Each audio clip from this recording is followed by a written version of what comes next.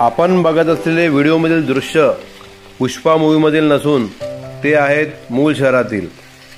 रेती माफियांनी किरायाने घेतलेली बैलबंडी आहेत। या दररोज शेकडो बंडी उमा नदीच्या पात्रातून रेती तस्कर करण्याचे चित्र दिसत आहेत। तसेच उमा नदीला पोखरण्याचे विदारक चित्र पाहून सध्या मूळ शहरात दिसून येत आहेत।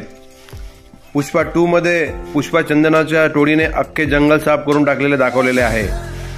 त्यामध्ये तो लाकडाचे रूपांतर बैलबंडीमध्ये करून चंदनाची तस्करी करतो, तर मूळ शहरात रेती तस्कर भाड्याने बैलबंडी घेऊन नदीच्या पात्रातून बैलबंडीच्या साहाय्याने रेती तस्करी करण्याचे चित्र दिसत आहेत। रेती तस्कर बैलबंडी किरायाने घेऊन एका जागी रेतीसाठा करून मोठमोठ्या उद्योगांना रेती विकत असल्याचे चित्र दिसत आहे।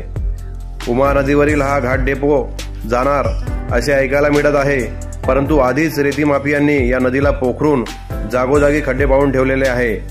प्रशासनाच्या डोळ्यात देखत होत असलेली रेती तस्करी पुन्हा एकदा प्रश्नचिन्ह निर्माण करीत आहेत। हजारो ब्रॉस रेती या रेती घाटातून दररोज काढल्या जाते।